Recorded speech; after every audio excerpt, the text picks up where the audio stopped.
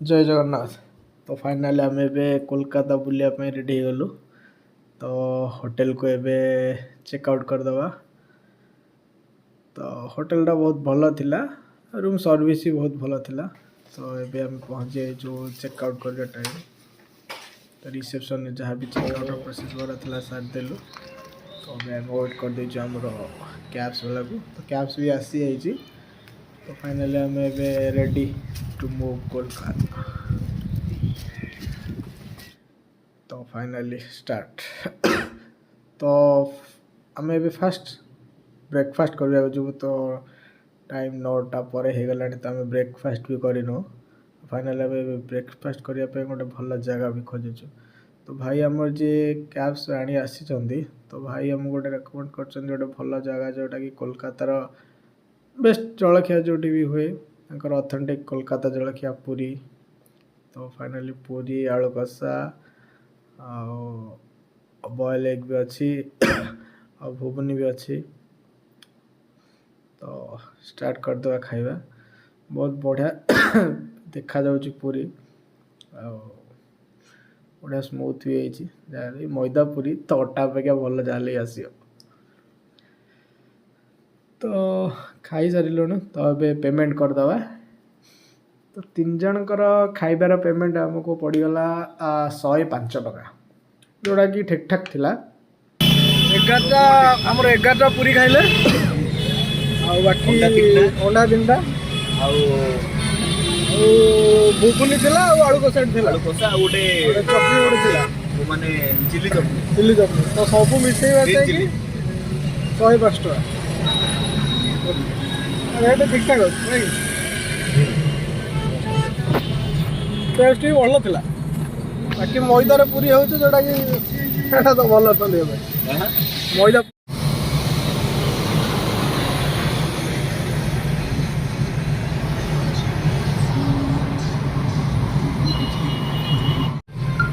पूरा भाड़ा इंडिया का सबसे बड़ा ब्रिज यही है। कितना किलोमीटर का है ये आपका? लगभग 14 किलोमीटर। ये ब्रिज 14 किलोमीटर ओवर ब्रिज। अरे यार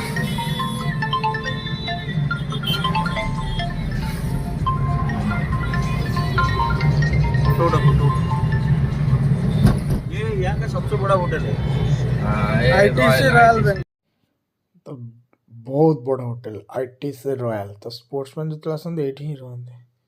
तो फाइनाली आम ए आसी पहुँची गलु माँ को पाखरे। तो कालीघाट माँ को पाखरे आम आसी पहुँची जाइचु। तो भाई एठी जो भाया जाम भाई न कहले भल। भाई गोटे गाड़ी गले आ गोटे गाड़ी जीवा कष्ट। तो आम माँ पाखक तो जापारूनी कारण बहुत भिड़ अच्छी। तो आमको गोटे दिन आम पाखे कोलकाता तो सब बुलिया पड़ो। तो आम बाहर माँ को दर्शन करदेलु। तो नेक्स्ट टाइम आसले भाई सियोर जीव भितर। तो भाई जो जाम रे फसी जाइए तो बाहर भाई 20 मिनट हो गलानी भाई जाम भितर भाई 100 मीटर ही जमा जाइए आम भाई। ये बाइक वाला जी जुआड़े पाँच भाई गाड़ी पुरे दौर भाई कि जाम। तो फाइनाली जाम टिके बाहरी जाइए बापे। तो बहुत ठाकुर सब फोटो ये बिक्री होची आ माड़ी भी बिक्री होची। ठाकुर बहुत जिनस ये बिक्री होची भाई। भाई देखीदेला बेलू कि खुशी लगुच नहीं जा इच्छा हो सब ठाकुर फोटो। वाओ केते सारा जिनस बिक्री होची। तो ये मौसा जने बिक्री कर चूड़ी आठी मौसी जने बिक्री कर चूड़ी। आ गोटे ठाकुर दुकान भाई केते ठाकुर दुकान बाँ पट साइड रे आपनकर माने मिनिमम बोधे 20-30टा खाली सब ठाकुर ही दुकान सब। ठीक अच्छे आम भाई फाइनाली जाम रु टे बाहर जाइचु। भाई भाई आगे ठिया होती। अरे भाई टे पाखाओ भाई टिके भाई आमर गाड़ी आग को नहीं गले। तो जाम रु बोधे बाहरी जाइचु आम। किंतु भाई ये जो रास्ता ଗୋଟେ ଗାଡ଼ି ହିଁ ଯିବ, ସେକେଣ୍ଡ ଗାଡ଼ି ଯିବା କଷ୍ଟ ଭାଇ। ଭାଇ ରାସ୍ତା ଉପରେ ସବୁ ଗାଡ଼ି ରଖିଦେଇଛନ୍ତି, ପୋଲିସ ଭାଇ ଏଠି କିଛି କହୁନାହାନ୍ତି। ତ ଫାଇନାଲି ଆମେ ସେଠୁ ବାହାରି ଗଲୁ। ତ ଏଇଟା ଗୋଟେ ଜାଗା, ତ ଏଇଟା ଗୋଟେ କୋଲକାତାର ପୁରୁଣା ଜେଲ୍ ଥିଲା, ଯେଉଁଠି ମାନେ ଯେଉଁ କଏଦୀମାନେ କେମିତି ରହୁଥିଲେ, କେମିତି ଫାଶୀ ଦିଆ ହେଉଥିଲା। ତ ଗୋଟେ ବଢ଼ିଆ ମ୍ୟୁଜିୟମ୍ ଟାଇପ୍ର ବି ସେଠି ଅଛି। ତ ଦେଖିହେଲାନି କାରଣ ଏଇଟା 11ଟା ବେଳେ ଖୋଲିବ, ତ ଆମେ 10ଟାରେ ପଳେଇ ଆସିଥିଲୁ। ତ ଘଣ୍ଟାଟେ ତ ୱେଟ୍ କରିହେବନି। ଠିକ୍ ଅଛି, ନେକ୍ସଟ ଟାଇମ୍ କେବେ ଆସିଲେ ଭିତରକୁ ଯିବୁ। ଓକେ, ତ ଆମେ ନେକ୍ସଟ ଜାଗା ଯିବା।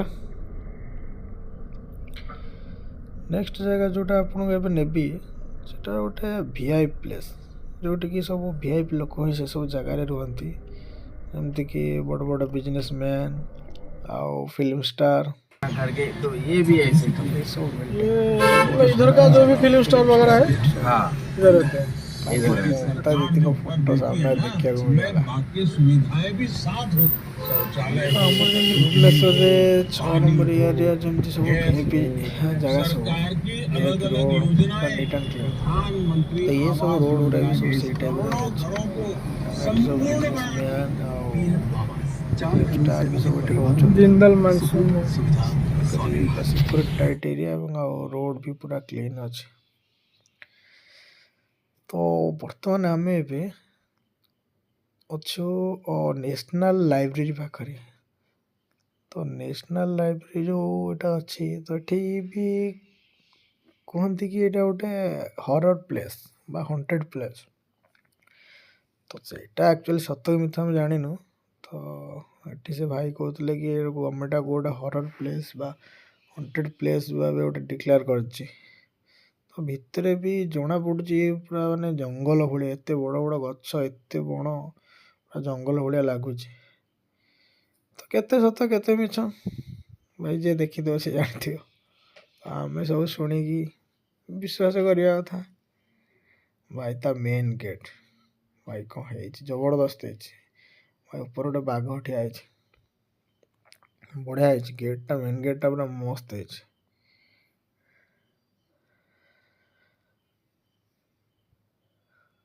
ତ ଏଇଟା ହେଉଛି କୋଲକାତାରେ ଗୋଟେ ଜୁ ବା ଚିଡ଼ିଆଖାନା। ତ ଏତେ ବଡ଼ ବି ମୋତେ କାହିଁ ଲାଗୁନି, କିନ୍ତୁ ଏଇ ତାଙ୍କ ଚିଡ଼ିଆଖାନା। ଜୀବଜନ୍ତୁ ବି ସବୁ ଅଛନ୍ତି ଯାହା ବି ଆମେ ଶୁଣୁଥିଲୁ। ତ ଭିତରକୁ ତ ଯାଇପାରିବାନି କାରଣ ଟାଇମ୍ ୱେଷ୍ଟ ହେଇଯିବ। କାରଣ ନନ୍ଦନକାନନ ବୁଲିକି ଆମର ଓଡ଼ିଶାରେ ଭାଇ ମିନିମମ୍ 3-4 ଘଣ୍ଟା ପଳାଏ। ତ ଏଠି ଏତିକି ସମୟ ବୁଲି ହେବନି। ନନ୍ଦନକାନନ ଠାରୁ କିନ୍ତୁ ଆମର ଛୋଟ, ଲୋକ ବି ଏତେ ନାହାନ୍ତି। ଭାଇରେ କେତେ ବସ୍ ଲାଗିଛି, କିନ୍ତୁ ଏ ବସ୍ରେ ଲୋକ ଆସିନାହାନ୍ତି ବେଶୀ।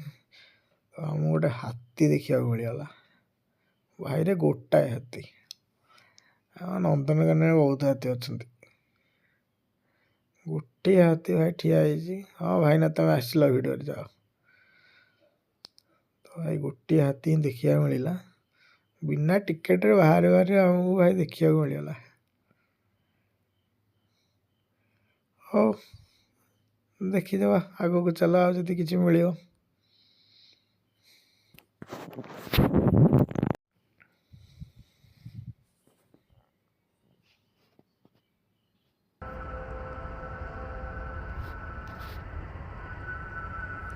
ତ ଏଠି ହର୍ସ ରାଇଡ଼ିଂରେ ହୁଏ, ଆଉ ଘୋଡ଼ା ଉପରେ ବେଟିଂ ଫେଟିଂ ବି ସବୁ ଲାଗେ। ଏଟା ଶନିବାର ହୁଏ, ପ୍ରତ୍ୟେକ ଶନିବାର ହୁଏ। ଅମୃତ କ'ଣ ଟିକେ ପଢ଼ିବନି, ମହତ୍ତମ ଦ୍ୱାର। ରାସ୍ତା ପୁରା ଗୋଟେ ଚିକଣ, ରାସ୍ତାଘାଟ ବି ଗୋଟେ ଫାଙ୍କା ଅଛି।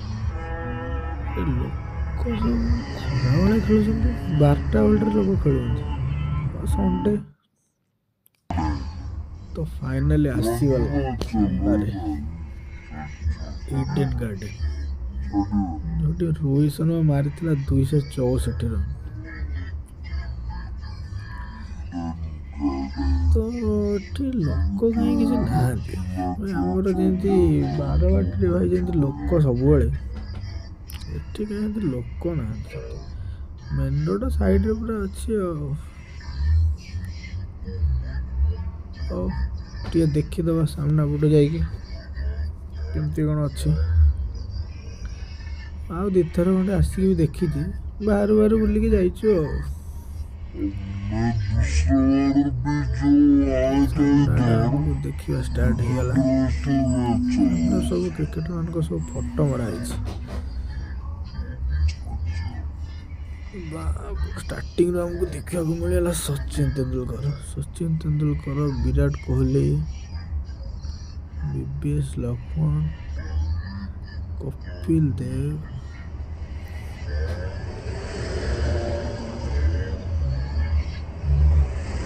କେତେ ସାରା କ୍ରିକେଟର ଫଟୋ ମରା ହେଇଛି।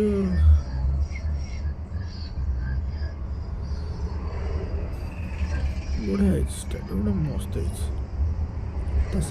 ଷ୍ଟାଡିୟମର ଅପୋଜିଟ୍ରେ ପୁରା ଏପଟ ପଟେ କୋଲକାତାରେ ଆଉ ଗୋଟେ ବଢ଼ିଆ ଜିନିଷ ଅଛି, ଯେଉଁଟାକି ହେଉଛି ମୋହନ ବଗାନ ଫୁଟବଲ୍ କ୍ଲବ୍। ଯେଉଁଟା ସମସ୍ତେ ଜାଣିଥିବେ ମୋହନ ବଗାନ ଫୁଟବଲ୍ କ୍ଲବ୍ ବିଷୟରେ। ତ ଏଇଟା ହେଉଛି ସେଇଠି ପୁରା ଇଡେନ୍ ଫ୍ରଣ୍ଟରେ ଅଛି, ପୁରା ଅପୋଜିଟ୍ରେ ପୁରା ମୋହନ ବଗାନ ଫୁଟବଲ୍ କ୍ଲବ୍ ଅଛି। ମୁଁ ବି ଆଗରୁ ବହୁତ ଥର ଶୁଣିଥିଲି। ତ ଠିକ୍ ଅଛି, ଦୁଇଟାକୁ ବି ଦେଖିବାକୁ ମିଳିଗଲା। ଆଉ ଟିକେ ଯେଉଁ ଟ୍ରାଫିକ୍ ପାଖରେ ଆସି ପହଞ୍ଚିଗଲେ।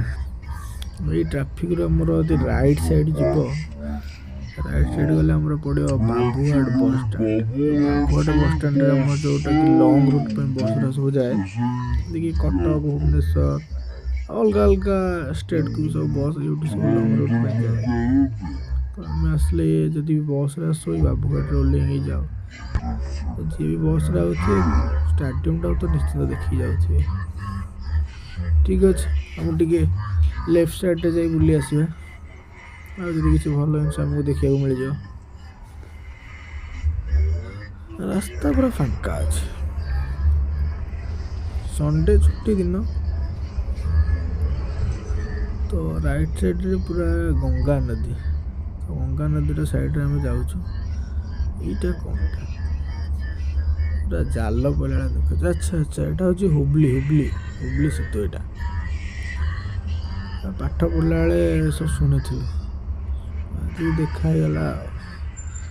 ରାସ୍ତା ପୁରା ମସ୍ତ ଲାଗୁଛି, ପୁରା ସୁନସାନ୍ ଆଉ ପୁରା ନିଟ୍ ଆଣ୍ଡ କ୍ଲିନ୍ ରାସ୍ତା। ଏଇଟା କ'ଣଟା ସ୍କୁଲ ଫୁଲ କି କ'ଣ କେଜାଣି ବୋଧେ। ଏଇଟା ତ ବାଂଲାରେ ଲେଖା ହେଇଛି। ଏଇଟା ଗୋଟେ କି ଘାଟ, ଟିକେ ଯାଇ ଭିତରେ ବୁଲି ଆସିବା। ଫାଙ୍କା ବି ଅଛି, ଗାଡ଼ିଟିଏ ରଖିକି ଯାଇ ପଳେଇ ଆସିବା ବୁଲି। ଗଙ୍ଗା ରିଭର ବ୍ୟାଙ୍କ, ଗଙ୍ଗା ନଦୀ ବି ଏପଟେ ପଟେ ଦେଖାଯାଏ। ତ ଟିକେ ଭିତରେ ଯାଇ ବୁଲି ଆସିବା। ଲୋକ ବି ନାହାନ୍ତି, ପୁରା ଫାଙ୍କା ଅଛି, ଆରାମସେ ବୁଲିକି ଆସିବ। କ'ଣ କିଛି ବୁଝିବନି। ରାଣୀଙ୍କର ଗୋଟେ କି ଘାଟ ବୋଲି କହୁଥିଲେ। थ्री जो रिलीज हुआ कलकत्ता का आधा शूटिंग। बुलबुल है हमें। हाँ, कार्तिक ହାତୀରେ ଶୋଇଛି। ହୁବଲି ସେତୁ, ଜେମ୍ସ ପ୍ରିନ୍ସେପ। ଏଇଟା ଦେଖିବାର ନିଶ୍ଚିତ ଥିଲା, ଗଙ୍ଗା ନଦୀ କେତେ ବଡ଼ ବ୍ୟୁଟିରେ। ତ ଯେତେବେଳେ ଗଙ୍ଗା ନଈ ଆସିବ ଭାଇ, ପାଣି ଦି ବୋତଲ ଏଠୁ ନେଇକି ଯିବ। ଆମେ ସେଠି କିଣୁଛୁ 10 ଟଙ୍କିଆ ଗଙ୍ଗା ଜଳ, ସତରେ ଗଙ୍ଗା ଜଳ କି କେଉଁ ପାଣି ମିଶାଇ ଦେଉଛନ୍ତି। ଆମେ ତ ଭକ୍ତିରେ ପୂଜା କରୁଛୁ, କିନ୍ତୁ ଏଠି ଆସିବ ମାନେ ପୁରା ରିଅଲ୍ ଗଙ୍ଗା ଜଳ ନେଇକି ଯିବ। ପାଓ ଭାଜି ଏପଟେ ବହୁତ ମିଳୁଛି। ଜାଗାଟା ପୁରା ହେଇଛି ମାନେ ମସ୍ତ ବସିବା ପାଇଁ। ଗୋଟେ ସାମ୍ନାରେ ଗୋଟେ ରାଉଣ୍ଡ ମାରି ପୁରା ବସିବ ଘଣ୍ଟାଏ 2 ଘଣ୍ଟା ଶାନ୍ତିରେ। ଚାହା ଫା ଅଛି, ପାଓ ଭାଜି ଅଛି, ଭେଲ ପାଓ ଅଛି, ଝାଲ ମୁଢ଼ି ଅଛି, ଲସି, ମକଟେଲ, ସବୁ କିଛି ଭିତରେ ଅଛି। ଆସିବ ପୁରା ଘଣ୍ଟାଏ 2 ଘଣ୍ଟା ଶାନ୍ତିରେ ବସିବ। ରବିବାରେ ନମସ୍କାର।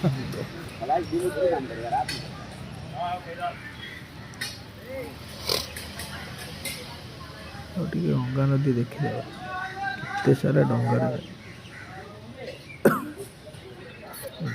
रे बाप केते टंका 3 10 15 ଟଙ୍କା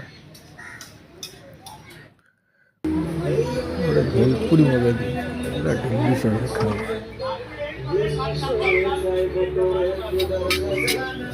ମସ୍ତ ଦେଖାଯାଉଛି ଏଇଟା କୋଲକାତା ଆସିବ ମାନେ ଦେଖିବାକୁ ଘୋଡ଼ା ଗାଡ଼ି ଏତେ ଗାଡ଼ି ଯିବ ପୁରା ମସ୍ତ মস্ত সজ্জা ହେଇଛି দাদা ଭଲ লাগିଲା এনারা তো একটুখানি এইটা যাবে যেটা বাইরে সামনে থেকে ମୁଁ এসে ଆପଣଙ୍କୁ দেখে চলে ଦେଖଉଛି আসবে পার্কিং এটা যা ଟିକେ লাগে আমি କିଏ গেস এক্সট্রা କରନ୍ତୁ দিয়ে দেবো পার্কিং যা লাগে দিয়ে দেবো এটা কোথায় କିଏ রাখবে ଯିବା ଆପଣ ଭିତରେ আরে সেই ওই দাদা থাকে আরেকজন থাকে উনি আমার হেলে ଟିକେଟ୍ କାଉଣ୍ଟରରେ ଟିକେଟ୍ ବି କରିବା ওই ସାଇଡଟା ଭିତରେ କରା যাবে না ବହୁତ ଜିନିଷ ଅଛି ଯୋଉଟା କି ନାଁ ହେଉଛି ଭିକ୍ଟୋରିଆ ପ୍ୟାଲେସ୍ ବାପରେ ମସ୍ତ ଲାଗୁଛି ୱାଓ ସେତେବେଳେ ରାଜାମାନେ କରିଥିଲେ ଯିବା ଭିତରକୁ ଯିବା ସବୁ ଦେଖିବା ମାନେ ଆମେ ଟିକେଟଟା ନେଇ ଆସିବା ତାପରେ ଭିତରକୁ ଯିବା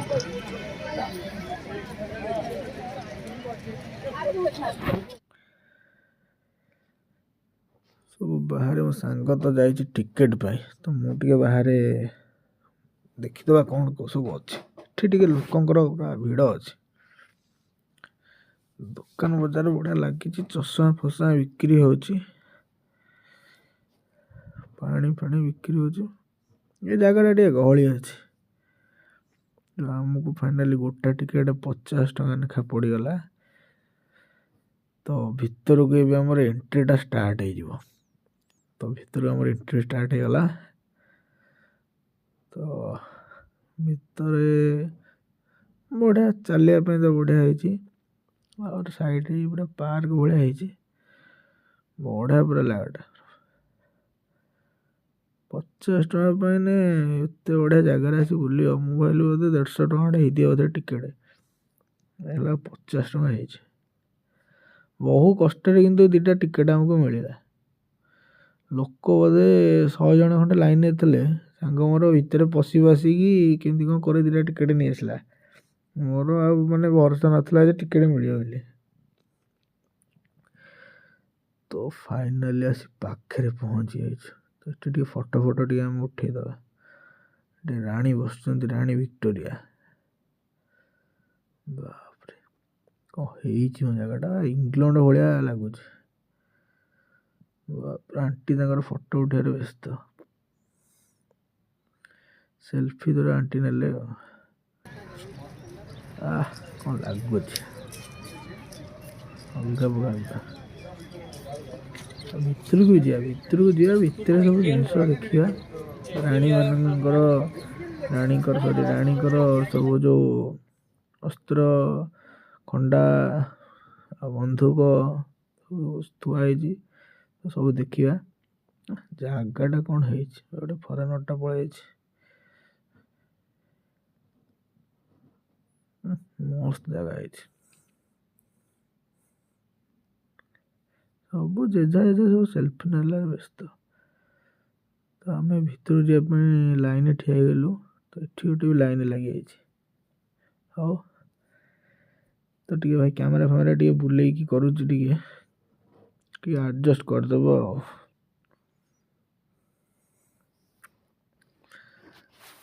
ଟିକେ ଭାଇ ଦୟାକରି ମୋବାଇଲଟା ବୁଲେଇକି ଦେଖିଦେବେ ଆଉ କ୍ଷମା କରିଦେବେ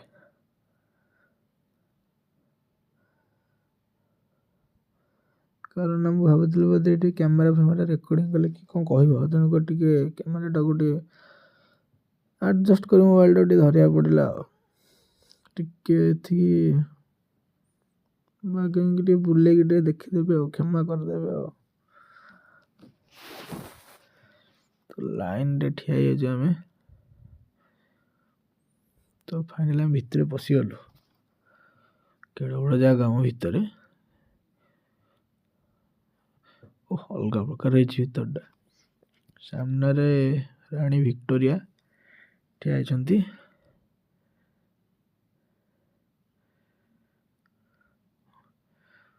ଭାଇ ଉପରେ କ'ଣ ସବୁ ଫଟୋ ଉଠାଉଛନ୍ତି ଆରେ ବା ପୁରା ଅଲଗା ପ୍ରକାର ହେଇଛି ଉପରଟା ଆଉ।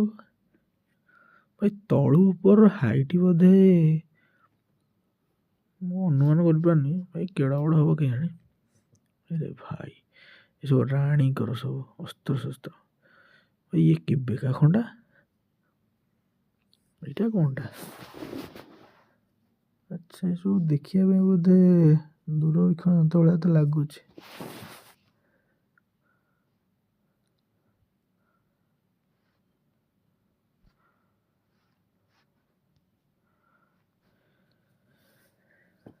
ଭାଇ ସବୁ ଖଣ୍ଡା ଫଣ୍ଡା ବୁଝାଲି କେତେ କ'ଣ ଜିନିଷ ଏଗୁଡ଼ା ସବୁ। ଭାଇ କେବେକାର କେଜାଣି ଏଗୁଡ଼ା। ଦାଡ଼ ଫାଡ଼ ନାହିଁ, ଅଲଗା ପ୍ରକାର ହେଇଛି। ଗୋଟେ ଓଜନ ବୋଧେ 8 କେଜି 10 କେଜି ବୋଧେ। ଉଠେଇବା ଭାରି କଷ୍ଟ। ରାଣୀ କେମିତି ଉଠେଇ ଏଥିରେ ଯୁଦ୍ଧ କରୁଥିଲା କେଜାଣି।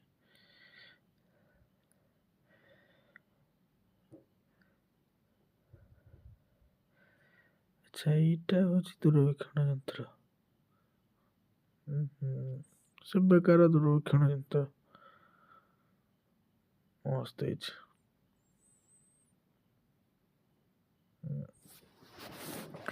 ପୁରା ବୋବାଲ ଲାଗୁଛି ମ। ଆଚ୍ଛା କ'ଣ ସବୁ ଲେଖା ହେଇଛି ଏ ତ ପଢ଼ି ହବନି ଦୂରରୁ, ପାଖକୁ ଗଲେ ଦେଖିବା। ବାକି ଦେଖିବାକୁ ତ ମସ୍ତ ହେଇଛି। ସେତେବେଳେ ଦୂରବୀକ୍ଷଣ ଯନ୍ତ୍ର ୟା ଦେହରେ କେମିତି କ'ଣ ଦେଖୁଥିଲା କେଜାଣି। ହଉ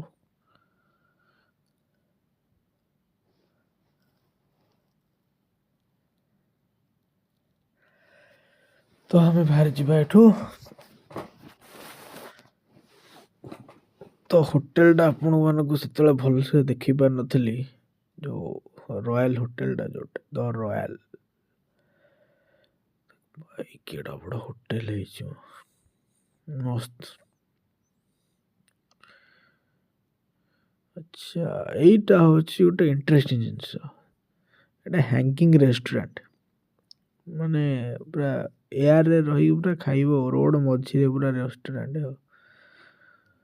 ଏଇପଟେ ଉଠିବ ପୁରା ବସି ଖାଇବ। ପ୍ରାଇସ୍ ବହୁତ ଅଧିକ। ଯାଇନୁ, ଯାହା ଶୁଣୁଥିଲୁ ଆଉ। ମସ୍ତ ହେଇଛି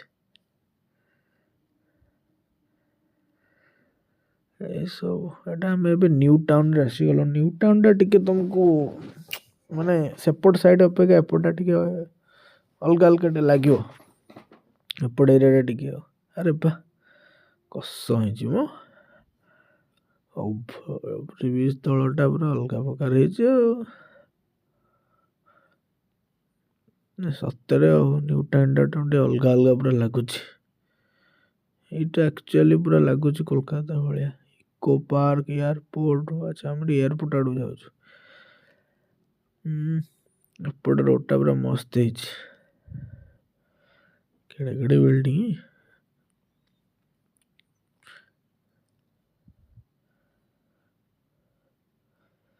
ଏତେ ତ ଯାହା ଆମେ ଶୁଣୁଥିଲୁ କି ଏ ବିଲ୍ଡିଂରେ ଯେତେବେଳେ ମିଟିଂ ଫିଟିଂ ହୁଏ ମୋଦି ଆଉ ଅମିତ ଶାହା ସବୁ ଆସନ୍ତି, ଏଇପଟେ ବିଲ୍ଡିଂରେ ସବୁ ରହନ୍ତି ବୋଲି କେଜାଣି।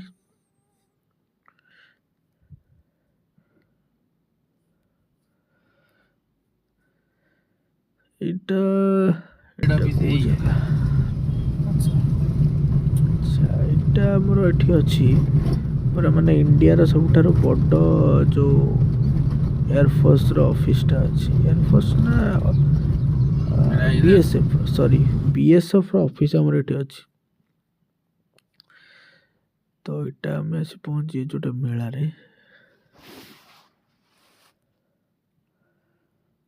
ଆଚ୍ଛା ଏଇଟା ହେଉଛି ମେଳା ପ୍ଲସ୍ ଇକୋ ପାର୍କ। ଏଇଟା ହେଉଛି ଆମର ଇକୋ ପାର୍କ, ଯେଉଁଟାକି ବହୁତ ବଡ଼ ଏଇଟା। ମାନେ ଯେଉଁ କହନ୍ତି କି କୋଲକାତାର ମାନେ ଅଧା ଟାଉନଟା ଭିତରେ ରହି ଜାଗା ହେଇଯିବ, ମାନେ ଏତେ ବଡ଼ ଏଇଟା। ସନ୍ଧ୍ୟା ତ ହେଇଗଲାଣି, ବେଶୀ ତ ଆଉ ବୁଲି ହେବନି, ତ ଅଳ୍ପ କିଛି ଯାଇ ଟିକେ ଭିତରେ ବୁଲିଯିବା। 30 ଟଙ୍କା ଟିକେଟ୍। ଭାଇ 2ଟା ଟିକେଟ୍ ଦେଲ। ଆରେ ଭାଇ ସେ ଓଡ଼ିଆ ବୁଝିପାରୁନାହାନ୍ତି। ତ ଆମେ ଫାଇନାଲ୍ ଟିକେଟ୍ ନେଇ ଭିତରେ ପଶି ଯାଇଛୁ। ତ ଏପଟେ ଗୋଟେ ଅଛି 7 ୱଣ୍ଡର, ତ ତା ଭିତରୁ ଯିବା ପାଇଁ ଆଉ ଥରେ ଟିକେଟ୍। ତା ଭିତରେ ବି ଆମେ ଆଉ 30 ଟଙ୍କା ଟିକେଟ୍ କାଟି ଭିତରେ ପଶିଗଲୁ। ଆଉ ସବୁ ପିରାମିଡ଼। ତ ଭିତରେ 7 ୱଣ୍ଡର ଭିତରେ ଆମର ପିରାମିଡ଼ ଅଛି। ତ ଏଇଟା ଆକ୍ଚୁଆଲି ହେଉଛି ପିରାମିଡ଼, ମାନେ ରିଅଲ୍ ପିରାମିଡ଼ ନୁହେଁ, ପ୍ଲାଷ୍ଟର ପ୍ୟାରିସରେ ବନା ହେଇଛି, ବଟ୍ ପୁରା ପିରାମିଡ଼ ଟାଇପ୍ର ଆଉ। ତ ପିରାମିଡ଼ ଦେଖିଦବା ଭାଇ, ଆଉ ଉପରକୁ ଚଢ଼ିବାକୁ ମନା, ପୁରା ଲେଖା ହେଇଯାଇଛି।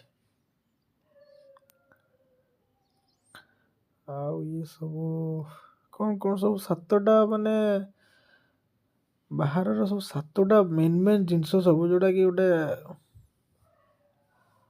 ହାଇଲାଇଟେଡ଼ ଜିନିଷ ବା ଗୋଟେ ଐତିହାସିକ ଜିନିଷ 7ଟା ଏଠି ଭିତରେ। ତାଜମହଲ ବି ଅଛି, ପିରାମିଡ଼ ଅଛି, ଆଉ ଚାଇନାର ଗୋଟେ ଆମର ସିଡ଼ି ବି ଅଛି ଆ ଭିତରେ। ତ ଆମେ ଟିକେ ଏଟାକୁ ଟିକେ ଜଲ୍ଦି ବୁଲିଯିବା।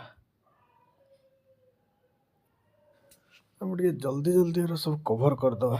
ଅଲରେଡ଼ି ଭିଡ଼ିଓଟା ବହୁତ ବଡ଼ ହେଇଗଲାଣି। ବାପରେ ବାପ,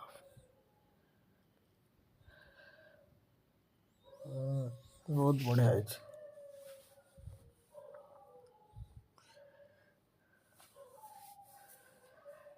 ଏଇଟା ହେଉଛି ଗୋଟେ ଚାଇନାର ସିଡ଼ି, ଯେଉଁଟାକି ଆମର ବହୁତ ସାରା ବଲିଉଡ଼ ଆଉ ହଲିଉଡ଼ ଫିଲ୍ମରେ ବି ଦେଖାଉଥିଲା। ଆଉ ଏସବୁ ପାର୍କ ତାର ହେଇଛି ଭିତର, ବଢ଼ିଆ ହେଇଛି। ମୁଁ ଆପଣ ସବୁ ସ୍ପିଡ଼ ଦେଖେଇ ଦେଉଛି ଇକୋ ପାର୍କ ଭିତରଟା। ତ ଆମେ ଏବେ ଆସି ପହଞ୍ଚିଗଲୁ ଫାଇନାଲି ବାବୁଘାଟ ବସ୍ଷ୍ଟାଣ୍ଡ, ଯେଉଁଟାକି ଆମର ଭୁବନେଶ୍ୱର ଆଉ କଟକ ପାଇଁ ଯେଉଁ ବସ୍। ଆମେ ତ ଟ୍ରେନରେ ଆସିଥିଲୁ, କିନ୍ତୁ ଏବେ ବସ୍ରେ ହିଁ ଯିବୁ, କାରଣ ଟ୍ରେନରେ ଆମକୁ ଟିକେଟ୍ ମିଳିଲାନି।